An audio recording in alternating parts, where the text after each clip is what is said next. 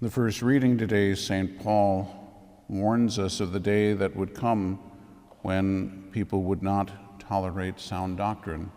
But he says, having itching ears, they will heap up for themselves teachers according to their own lusts, and turn away from hearing the truth and turn aside rather to fables.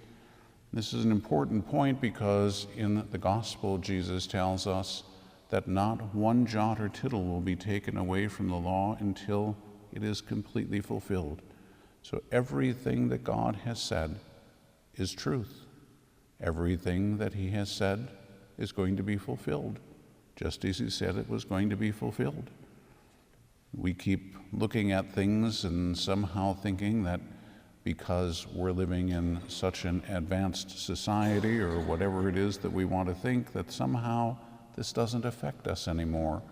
Well, that might have been something that people a couple of thousand years ago could understand, but that's not where we're at now.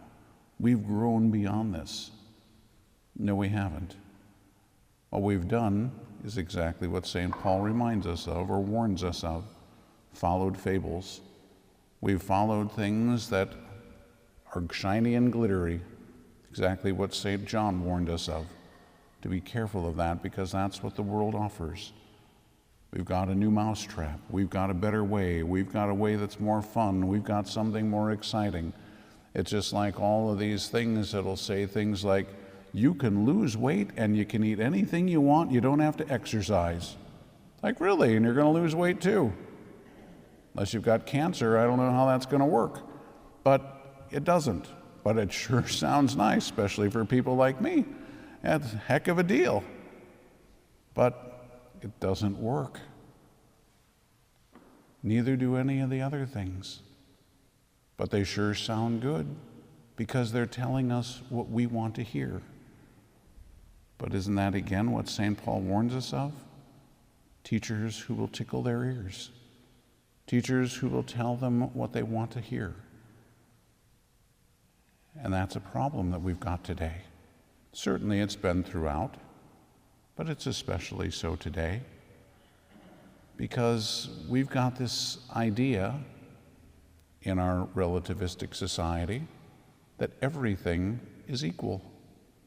It doesn't matter how ludicrous it is, it's all equal, because it's all opinion.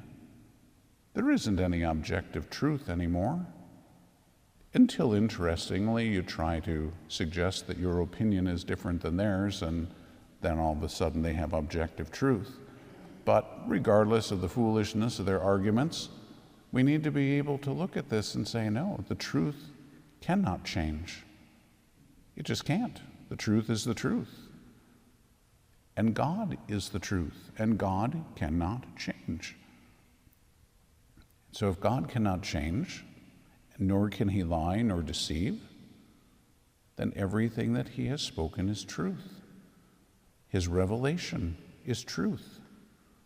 So as we watch as people try to pick these things apart, or tell people, I can't tell you how many times over the years that I've talked to people who are converts, and they say things like, well, but what I was taught is that we don't have to believe that anymore.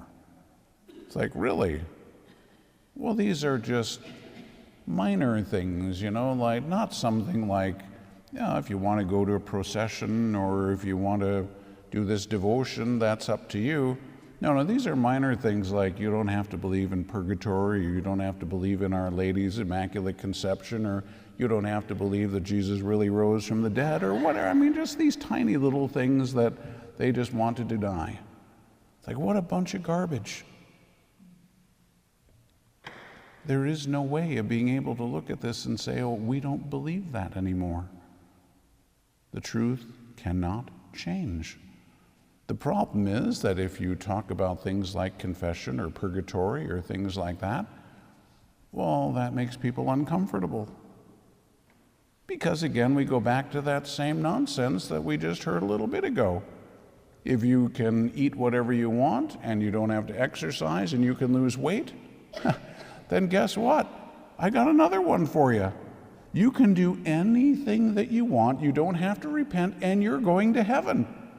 And on top of it, you're going straight to heaven because there is no purgatory. And God just loves you so much that he would never, ever send you to hell. So therefore, you don't have anything to worry about. There's an island someplace that I want to sell you to, and some marshland that you can buy. And boy, you can make a fortune on it too, I'm telling you. Yeah. But doesn't that sound so much nicer than saying things like, you need to quit sinning? You need to repent? There could be eternal consequences to our actions. We could wind up in purgatory for who knows how long? That poor girl from Fatima that would be in purgatory until the end of the world? But, I mean, yeah, you don't have to believe that either, right? The Mother of God said it, but, we don't need to worry about little things like that because it's inconvenient to us, because we want to hear what we want to hear, because we have our own opinion. And who are these men over in Rome think that they are to say something that's different from my opinion? So we need to look at it rather seriously and say, no, I need to conform myself to the truth. And when we live in a society where the priests and the bishops are not telling us the truth, then again we have to be really careful, because we have to be able to say, with St. Peter and St. John, we must be obedient to God rather than men. If they ask us to do something legitimate, even if we don't like it, we need to be obedient.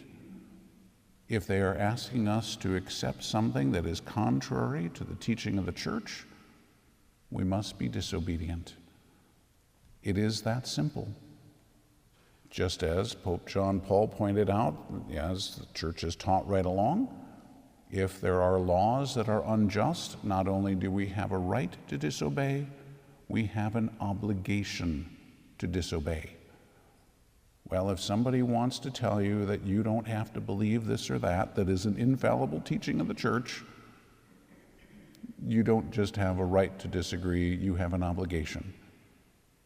We have an obligation to conform ourselves to the truth, because the truth will set us free. We have an obligation to conform ourselves to the truth because the truth is a person, and you are made in the image and likeness of that person. And the only way you are going to find the fulfillment of your life is to be able to conform to the truth so that you can have perfect conformity to charity. And there is no real charity without the truth. So we have to be able to see it in the proper light of God's revelation. There are some truths that are hard. They are difficult. It would be a whole lot easier to believe whatever else. But whatever else isn't the truth. And so we need to reject all the nonsense. And we need to accept the truth. Because even in a society where they have rejected the truth and gone after fables, the truth is still going to set you free. The other stuff is just going to enslave you. It might look exciting, it might look fun, it's a whole lot easier. And where is it going to get you? In trouble. Because you're still going to have to come back and face the truth that my sins are going to have consequences. If I don't repent, they could have eternal consequences. So we need to make sure that we're recognizing the truth, we're accepting the truth, we're conforming ourselves to the truth, because the truth is Jesus Christ.